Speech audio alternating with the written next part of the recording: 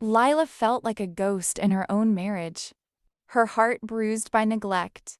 Her days haunted by the question of whether Ethan even cared anymore. One stormy evening, Richard's voice trembled. "I know it's wrong, Lila. I've fought this every day. But I'm falling for you." Her heart shattered and soared in the same breath. She loved Ethan, or at least the man he used to be, but Richard saw her, truly saw her, in a way that made her feel whole. Her mind screamed to stop, but her soul ached for the connection she'd lost with her husband. The front door creaked open. Layla?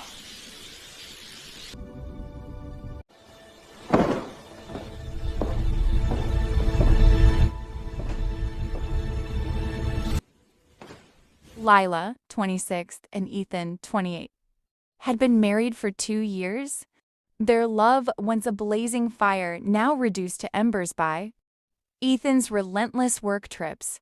As a sales manager, he vanished for weeks, leaving Lila alone in their quiet suburban home with his father, Richard, a 60-year-old widower whose striking looks, chiseled jaw, salt and pepper hair, and a physique that defied his age made him seem more 40 than 60. Richard's warm, attentive presence was a balm to Lila's growing loneliness. But it also ignited a dangerous spark she couldn't ignore. At first, Richard's kindness was a lifeline. He'd cook her favorite pasta, ask about her dreams with genuine curiosity, and share stories of his youth over morning coffee, his green eyes holding hers with a warmth that made her feel alive. But Ethan's absences stretched on, his calls reduced to cold, perfunctory texts, if they came at all. Lila felt like a ghost in her own marriage. Her heart bruised by neglect. Her days haunted by the question of whether Ethan even cared anymore. One stormy evening, Lila sat hunched over her phone, rereading Ethan's latest curt message. "Busy? Talk later." The words, sharp and dismissive, sliced through her, each syllable a reminder of the growing distance between them. Her chest tightened, a knot of unshed tears threatening to unravel her entirely. She swallowed hard, her thumb hovering over the keyboard, tempted to type a reply she knew she'd regret, something desperate, something that would expose the raw ache of her loneliness. Richard noticed, his voice gentle, as he handed her a mug of chamomile tea. "You deserve more than this, Lila," he said, his fingers brushing hers, the touch sending a jolt through her. "It's nothing. Just, Ethan's busy. Again. Her voice cracked on the last word, betraying her attempt at nonchalance. She met his gaze, and the intensity there unraveled her, a cocktail of guilt, yearning, and fear. She wanted to pull away, but her heart clung to the warmth of his concern, a lifeline in her sea of loneliness. Weeks bled into each other, and Richard's quiet gestures fixing her wobbly bookshelf, planting roses she loved, listening to her fears with a patience Ethan never had wove a web of intimacy that terrified her. Lila's laughter returned, but so did her shame. She caught herself lingering near Richard, craving his steady presence, his knowing smiles. Her nights were sleepless, torn between memories of her vows to Ethan and the forbidden pull of Richard's gaze. She hated herself for it, for the way her heart raced when Richard's hand brushed hers, for the way she imagined his arms around her when she lay alone, one night by the flickering fireplace, wine loosening their defenses. Richard's voice trembled.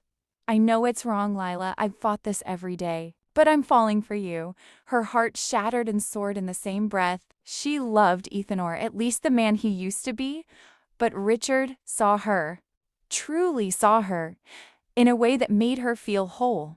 Her mind screamed to stop, but her soul ached for the connection she'd lost with her husband. "We can't," she whispered, her voice breaking, her hand trembling near his, the space between them electric with unspoken longing. As thunder roared outside, the front door creaked open. Layla?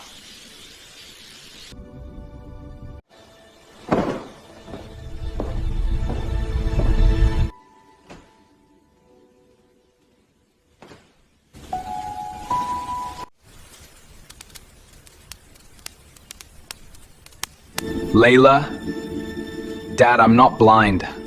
I know I've gone too much. And I know why this happened. I felt it coming for months, the distance. I pushed you both away without meaning to. If you two make each other happy, if this is what you need, then I won't stand in the way. I love you both too much to force something that's broken. And I'm sorry. No, Leela, we've all made choices. I just want you to be honest with yourselves and with me. The conversation stretched into the night, raw and unflinching. Ethan spoke of his regrets, the career that had stolen his time, the man he'd become. Richard admitted his loneliness after losing his wife, how helping Lila had blurred into something more. Lila confessed her heartache, her betrayal born from abandonment. By dawn, the air was cleared, but the wounds were fresh. Ethan packed a single suitcase, his movements mechanical. I'm heading to Chicago. Start fresh. You deserve that too. The door clicking shut like the end of a chapter. Lila and Richard's life together unfolded in whispers and shadows, a forbidden tapestry woven from stolen moments. They moved into a smaller home, away from the echoes of the past, their love a quiet flame that warmed but also burned with remorse. In the evenings, over shared meals, they'd sometimes pause, Richard's hand on hers, and talk about Ethan, the pain they'd caused, the guilt that lingered like a ghost. We hurt him deeply. But he set us free. Richard would nod, pulling her close, their happiness bittersweet, tempered by the knowledge of the cost. 2 years passed, the seasons blurring into a rhythm of tentative joy. Then, one crisp autumn afternoon, Lila's phone rang.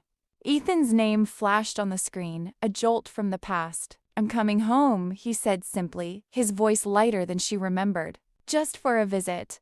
There's someone I want you to meet."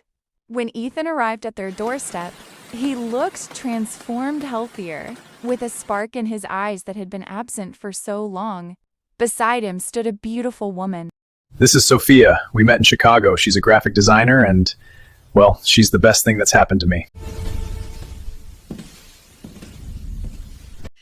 Please sit. It's really good to see you, Ethan. You look well. Thanks, Layla. The air thick with unspoken forgiveness. Over coffee, stories flowed Ethan's new life, his promotion in a less demanding role, the way Sophia had helped him heal. As the sun set, the four of them sat together, the tangled threads of their past loosening into something resembling peace. Life had moved on, hearts mended in unexpected ways, proving that even from betrayal, new beginnings could bloom.